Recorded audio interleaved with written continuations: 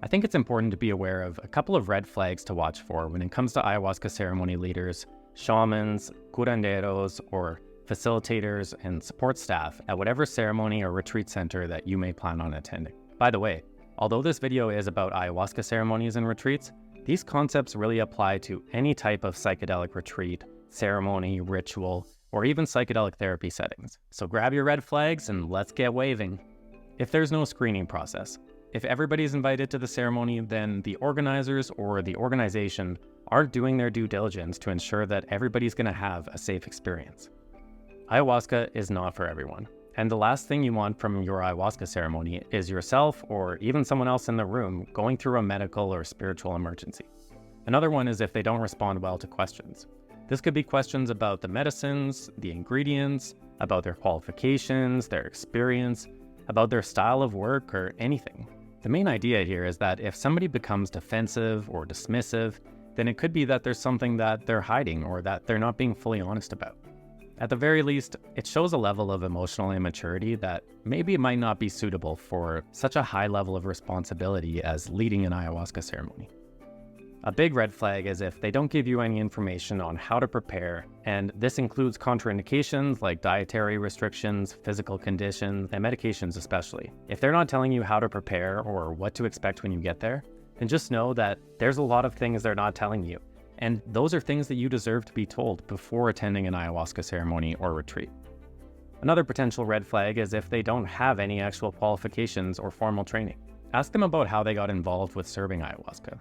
What connections do they have to indigenous communities, and how do they support reciprocity with those cultures from which they gained their knowledge? Having spent more than 7 years myself as a student of the Shipibo indigenous traditions of plant medicine, I can say that I'm still a beginner, and ayahuasca is not something that anybody can just pick up and call themselves a shaman, even if they have other types of shamanic experience, let's say.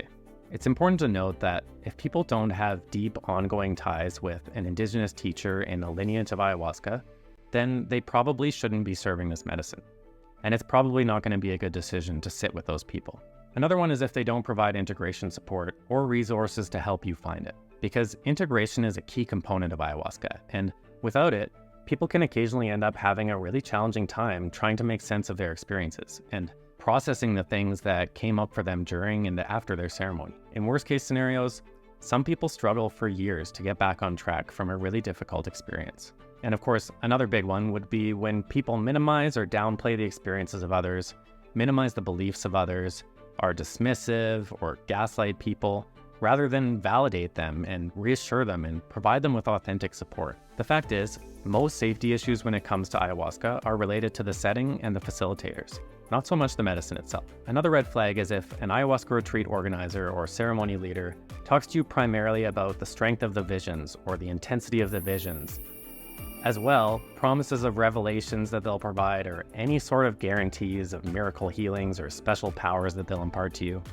These are pretty good signs that they're probably more concerned with taking your money than they are about your well-being. Now, with all those red flags waved, it's important to also remember when we're trying to choose a place or a person to drink ayahuasca with, that we shouldn't expect perfection from them. But by feeling out some of the things that we've discussed in this video and asking lots of questions, hopefully you'll be able to use your intuition to gauge whether they're a trustworthy or reliable person, and whether they're putting forth a good effort to work in integrity. Unfortunately, there have been far too many instances of sexual abuse and abuse of power in ayahuasca communities. That's why it's so important that we get good information out there, and why it's so important that we look out for each other in psychedelic spaces. So, although we shouldn't look for perfection in others or ourselves, we do want people with good hearts. Let us know if these red flags were helpful for you, and if you think I missed anything, please share it in the comments below so that everyone can benefit. If you did find this helpful or want to help get this information out to more people, please consider liking the video and subscribing to the channel.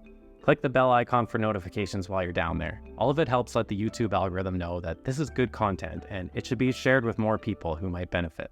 So thanks for being here, and I look forward to seeing you again soon. Until next time.